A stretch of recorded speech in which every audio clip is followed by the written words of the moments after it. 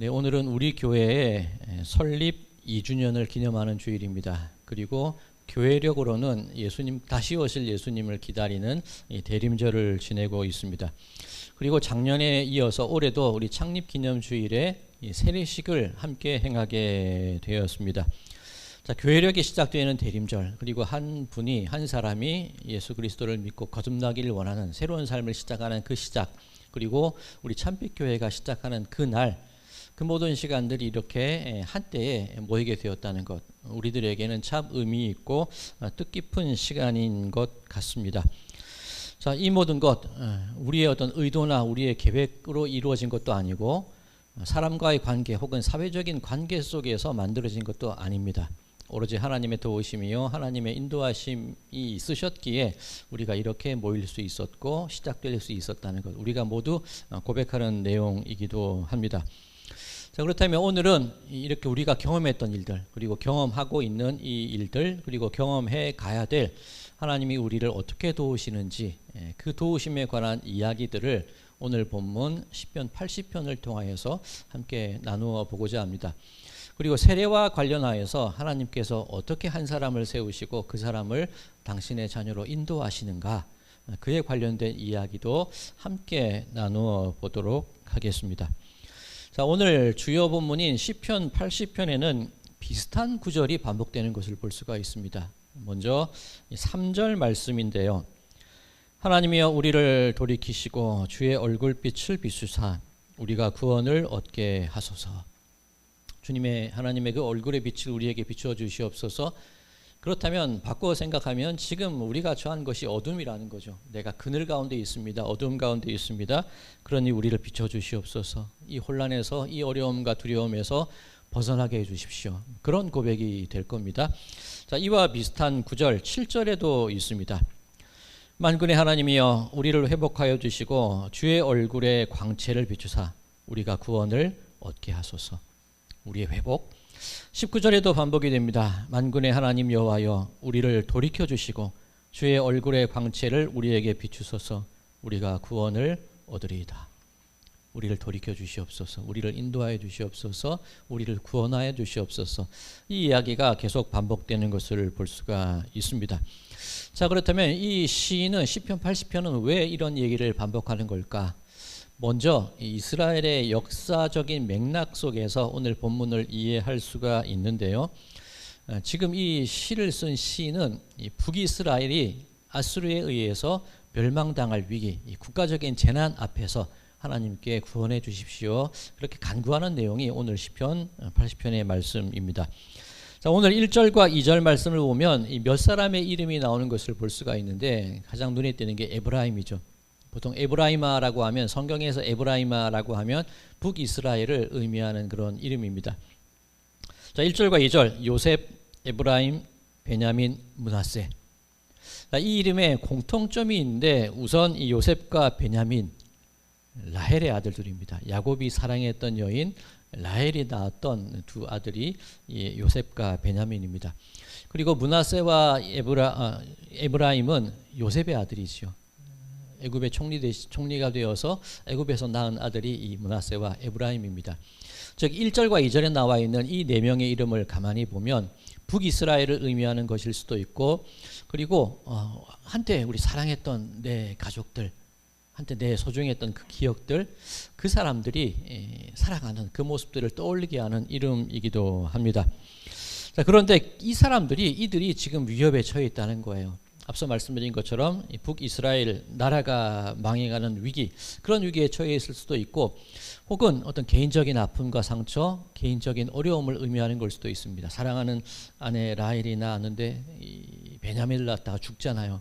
내 소중한 아내요, 내 소중한 자손이요. 그 사랑의 기억들을 아쉬워하고 안타까워하는 그 사람들의 모임들, 이것이 1절과 2절에 나와 있는 것을 볼 수가 있습니다. 자, 이런데 이 역사적인 맥락을 가장 잘 드러낼 수 있는 것이 8절이라고 할 수 있는데 8절입니다. 주께서 한 포도나무를 애굽에서 가져다가 민족들을 쫓아내시고 그것을 심으셨나이다. 출애굽을 뜻하는 것이지요. 그리고 그렇게 이끌어낸 백성들을 가나안에 옮겨서 젖과 꿀이 흐르는 약속의 땅에서 살게 하신 그 이야기를 품고 있는 것이 지금 읽은 8절입니다. 자, 애굽에서 시작된 요셉의 삶부터 애굽에서 시작되지 않았습니까? 애굽의 총리로 세우시고 그 모든 가족들을 애굽에서 살게 하시고 430년간 애굽의 노예로 살아가게 하셨습니다.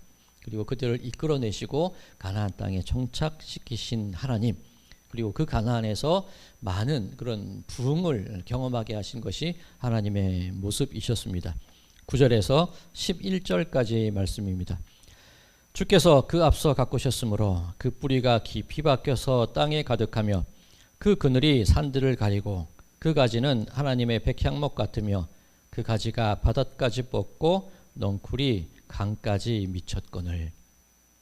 하나님이 가나안에 살게 하셨는데 가꾸셨다는 거죠. 그 포도나무를 가꾸시고 그 뿌리가 깊게 박히게 하시고 그 가지가 넓게 퍼지게 하시사 많은 열매를 맺는 그런 나라로 만들어 주셨다는 겁니다. 자, 이 11절에 보면 가지가 바닷까지 뻗고 넝쿨이 강까지 미쳤거늘이라고 되어 있는데 이 바다는 지중해입니다. 그리고 강, 이 각주가 달려 있죠. 이 유프라테스 강을 의미하는 겁니다. 즉, 이 다윗 왕국에 번성하는 그 시대를 의미하는 겁니다. 지중해에서 유프라테스 강까지 그 넓은 영토와 그 많은 영향력들, 그렇게 하나님이 우리를 복 주시고 그렇게 우리로 하여금 든든히 뿌리 내리게 하신 그 은혜가 있습니다. 그렇게 고백을 했습니다. 그런데 지금 위기지요. 12절과 13절입니다. 주께서 어찌하여 그 담을 허시사 길을 지나가는 모든 이들이 그것을 따게 하셨나이까. 숲속의 멧돼지들이 상해하며 들짐승들이 먹나이다. 하나님께서 그 나라의 담을 허무시니 그 나라를 지키지 않으시니 이방의 나라들이 침략해 오고 그 이스라엘이 위기를 경험하는 그런 아픔 가운데 놓여 있게 되었습니다. 그런 내용이 되는 겁니다. 그러니 이 역사적인 맥락 속에서 시인이 하나님 그 얼굴을 돌리시옵소서, 그 얼굴빛을 비춰주시옵소서, 우리를 구원하시옵소서, 그렇게 간구하는 이유가 이해가 되시겠죠. 우리의 이 멸망 앞에서, 두려움 앞에서 어떻게 해야 됩니까? 하나님밖에 없습니다. 그 고백을 하고 있는 겁니다. 자, 이 구원의 하나님의 모습이 시편 80편에 크게 두 가지 모습으로 묘사가 되고 있는데, 첫 번째는 목자의 모습입니다. 1절, 요셉을 양떼같이 인도하시는 이스라엘의 목자여 귀를 기울이소서. 우리의 목자가 되어 주시옵소서. 우리는 양떼와 같습니다. 그 첫 번째 이미지가 있고, 두 번째 이미지는 포도나무의 이미지입니다. 14절 15절, 만군의 하나님이여 구하옵나니 돌아오소서. 하늘에서 굽어 보시고 이 포도나무를 돌보소서. 주의 오른손으로 심으신 줄기요 주를 위하여 힘있게 하신 가지니이다. 자, 이 목자와 포도나무, 우리를 구원하시는 그 이미지가 어디에 연결이 되냐면 요한복음에서 예수님께서 그렇게 말씀하시죠. 나는 목자다. 나는 참 포도나무다.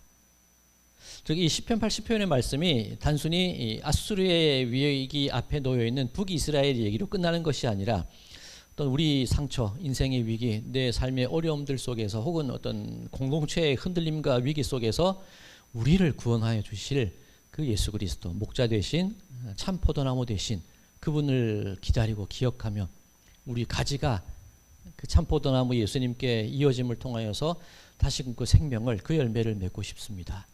그 간절함으로 부르는 찬양이 바로 오늘 시편 80편이라고 할 수가 있습니다. 자, 오늘 이 시편이 시작되는 표제어라고 그러죠. 시편 제일 위에 보면 이 시편이 어떤 주제를 가지고 있는지 표제어가 나와 있는데, 오늘 시편 80편을 보면 아삽의 시 인도자를 따라 소산님의 두세에 맞춘 노래, 그렇게 되어 있습니다. 이 아삽, 다윗과 솔로몬 시대에 성전에서 찬양을 했던 그 가문 중에 한 가문입니다. 이 찬양대를 의미하는 거죠.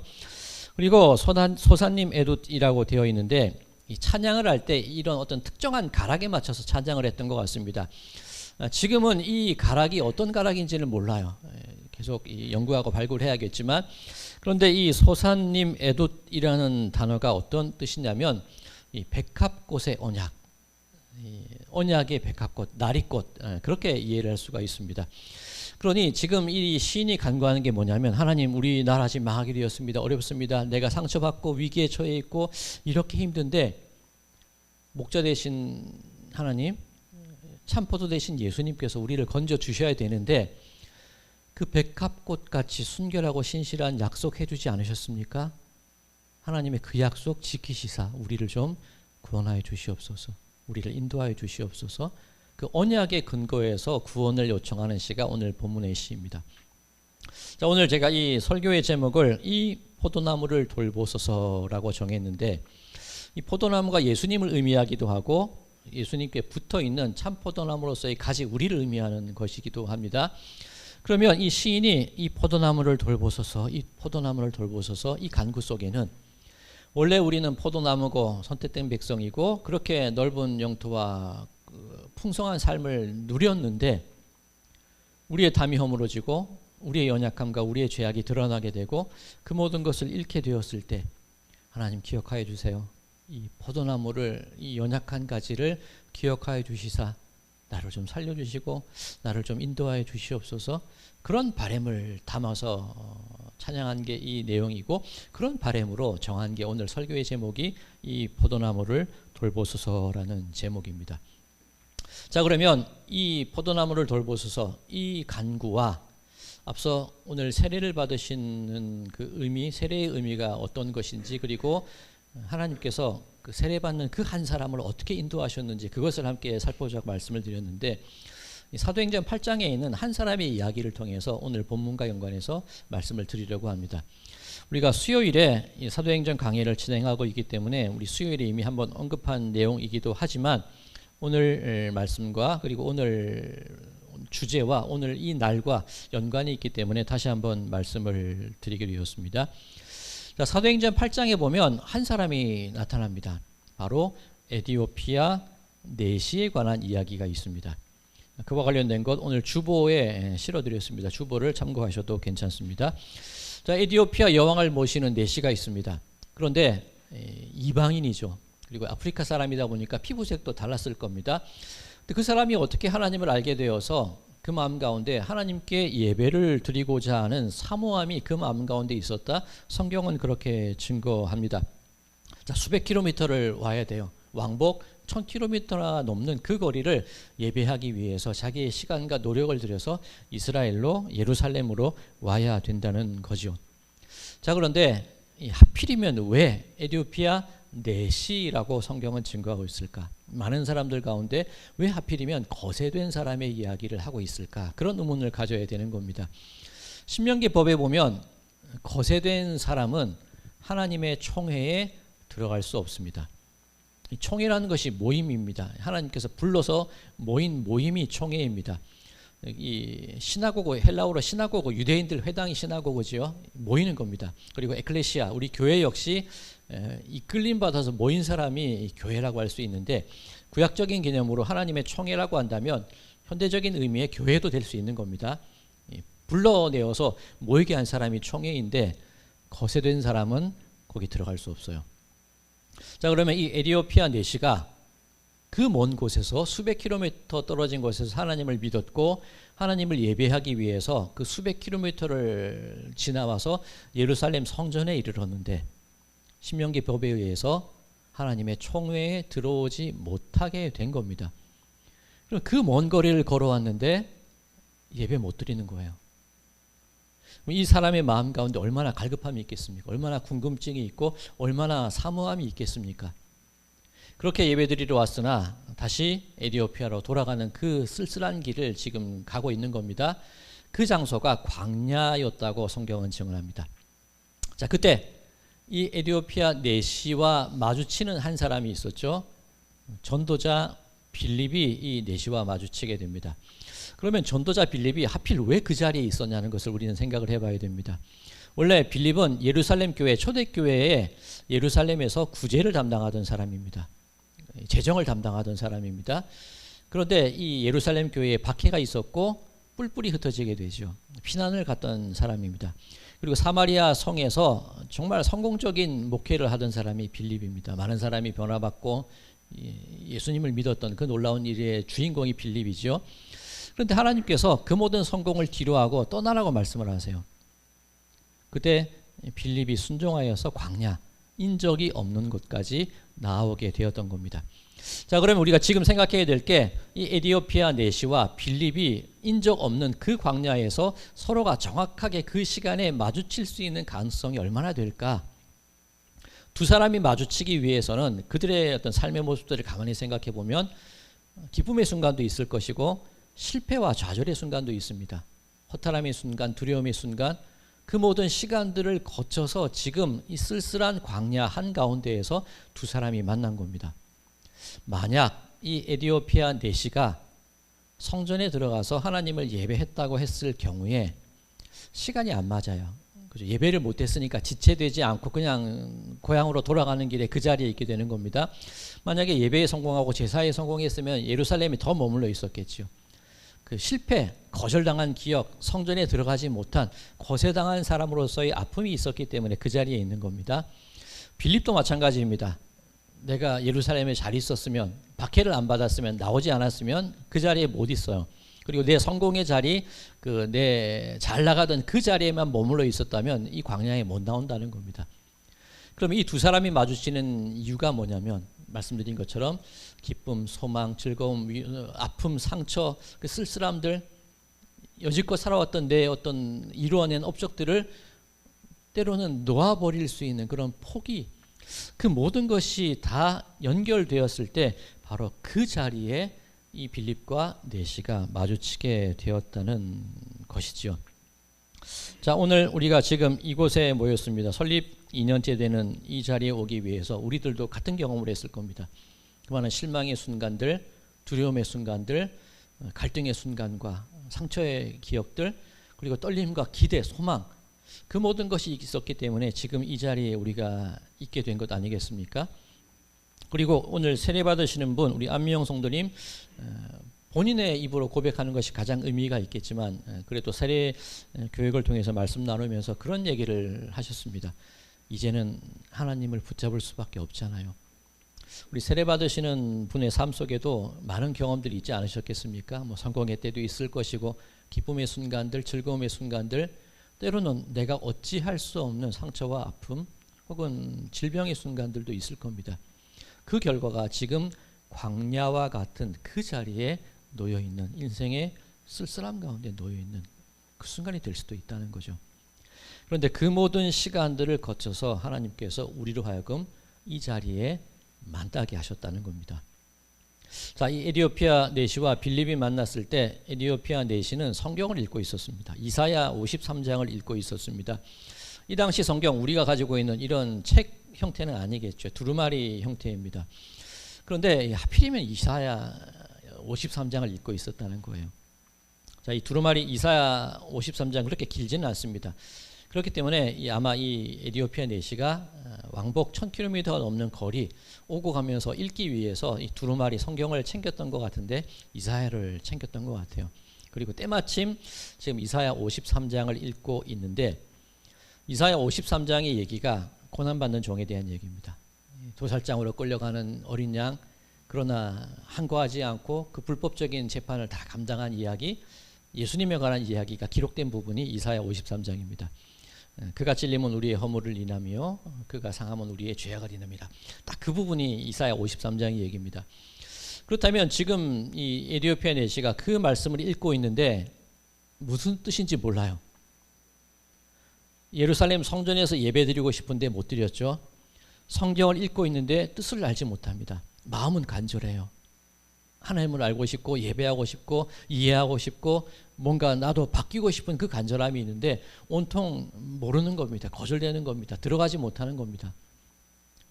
그때 이 빌립을 통해서 그 이야기는 다름 아닌 예수님의 이야기입니다. 그 소식을 듣게 되는 거지요. 자, 우리는 여기까지 생각을 합니다. 야, 드디어 그 광야에서 두 사람이 만나서 복음을 들었네, 구원받았네. 그런데 더 놀라운 이야기들이 그 이면에 숨겨져 있습니다. 자, 이사야 읽고 있는데 53장이죠. 성경에 보면 그 함께 예수에 관한 이야기, 이 이야기를 나누면서 복음을 증거하였다, 빌립이 증거하였다, 그렇게 기록이 되어 있는데 이사야 54장에 넘어가면 어떤 이야기가 있냐면 은혜의 하나님, 예루살렘의 회복에 대한 이야기가 있습니다. 그리고 이사야 55장에 어떤 얘기가 있냐면 하나님께서 이 긍휼의 하나님, 너희 목마른 자들은 나오라, 돈 없이 값 없이 포도주와 젖을 사라. 그 얘기가 이사야 55장에 있습니다. 그러면 지금 이 에디오피아 내시가 읽고 있는 성경, 빌립과 함께 나누는 성경 이야기가 뭐냐면 지금 답답하잖아요. 알고 싶고 예배하고 싶고 하나님을 그립고 그 상황 속에서 야, 그거 해결되는 거 이사야 53장 예수님이 해주실 수 있어. 54장 예루살렘이 회복될 거야. 네가 들어가지 못했던 그 예루살렘의 성전 들어갈 수 있어. 이사야 55장 마음의 갈급함과 심령의 갈급함, 목마름이 있지. 그런데 그 모든 것들 값없이 예수님이 주시는 은혜로 목마름이 해결될 것입니다. 그 얘기를 지금 함께 성경을 읽고 있게 되는 겁니다. 놀라운 장면이 뭐냐면 이사야 56장에 이르러서 가장 결정적인 이야기가 나오는데, 자, 이사야 56장 3절에서 7절까지 제가 읽으면서 말씀을 드리겠습니다. 주보에도 실어드렸습니다. 이사야 56장 3절. 여호와께 연합한 이방인은 말하기를 여호와께서 나를 그의 백성 중에서 반드시 갈라내시리라 하지 말며, 고자도 말하기를 나는 마른 나무라 하지 말라. 하필이면 왜 에디오피아 내시가 그 광야에서 빌립을 만났을까? 우리는 그 의문을 가져야 된다고 말씀을 드렸죠. 이 거세된 사람, 어떤 이미지입니까? 후손을 볼 수 없는 사람입니다. 목마름이 있고 갈급함이 있고 내 인생의 문제를 해결하고 싶은데 그냥 내 인생에서 끝나는 거예요. 내 대에서 끝나는 겁니다. 더 이상 소망을 품을 수 없고 더 이상 후일을 기대할 수 없는 사람이 이 거세당한 사람 에디오피아 내시라는 겁니다. 그런데 이사야 56장에서 분명히 말씀하시기를 여호와께 연합한 이방인, 그리고 고자라 할지라도 거세당한 자라 할지라도 하나님께서 나를 그의 백성에서 갈라내셨다고 말하지 말라는 거예요. 신명기 법전에 의하면 하나님의 총회에 들어갈 수 없는 사람이고 하나님의 성전에 들어갈 수 없는 사람이었는데 더 이상 그 얘기하지 말라는 겁니다. 이 내시의 마음 가운데 얼마나 떨림이 있었을까, 얼마나 소망이 있었을까.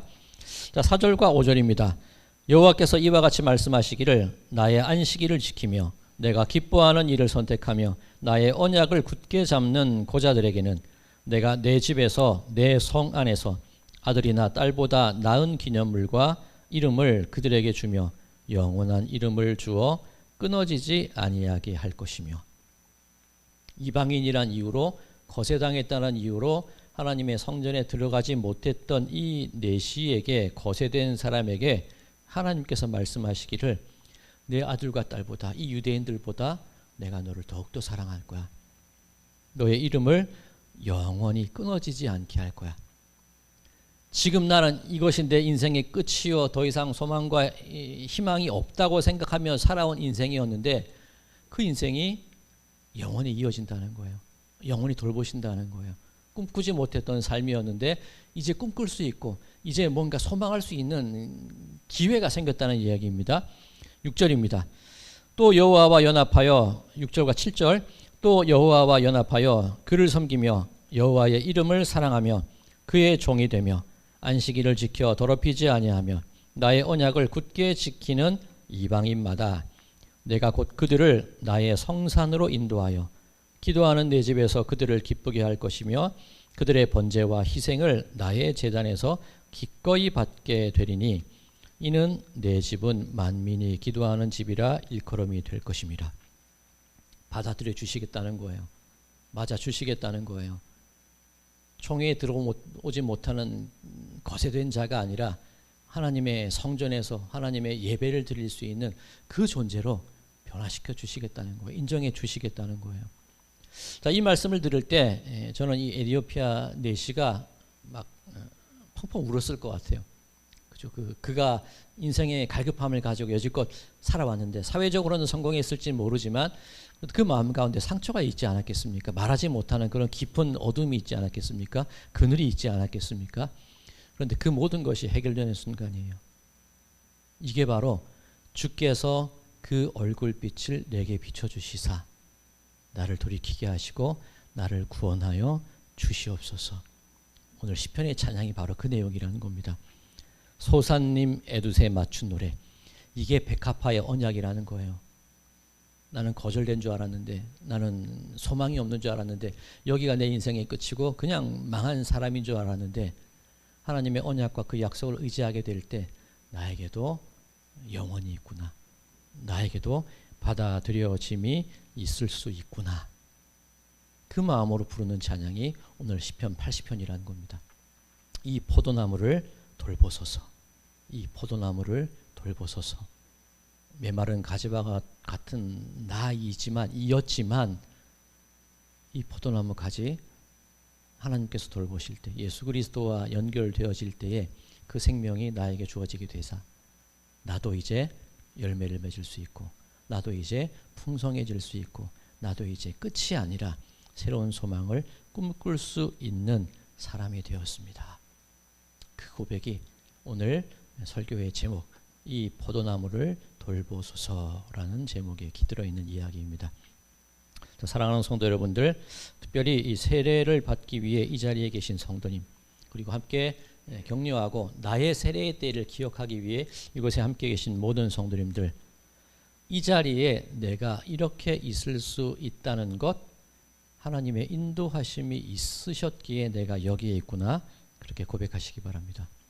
그 지난 시간들, 고단함 또는 거절당한 기억들, 상처의 기억들 받아들여지지 못하고 때로는 치유되기 어려운 그런 삶의 아픔 가운데 있을 때에, 광야와 같은 쓸쓸함 가운데 있을 때에 우리가 고백해야 될 단 한 가지 고백, 이 포도나무를 돌보소서. 나를 돌아봐 주시옵소서. 그 얼굴빛을 나에게 비춰주사 나로 그 구원을 누리게 하여 주시옵소서. 그 고백을 들으시는 우리 모든 분들의 삶이 되시기를 바랍니다. 그를 통하여서 앞으로 살아가는 우리들의 삶이 이제 어려움을 소망으로 이겨내고, 걱정과 근심을 감사함으로 이겨내고, 여기가 끝이 아니라, 망한 인생이 아니라 다시금 나는 시작될 수 있다는 그 용기로, 그 소망으로 그렇게 여러분들의 삶을 이기며 나아가시는 우리 모든 분들의 삶이 되시기를 주님의 이름으로 간절히 축원드립니다.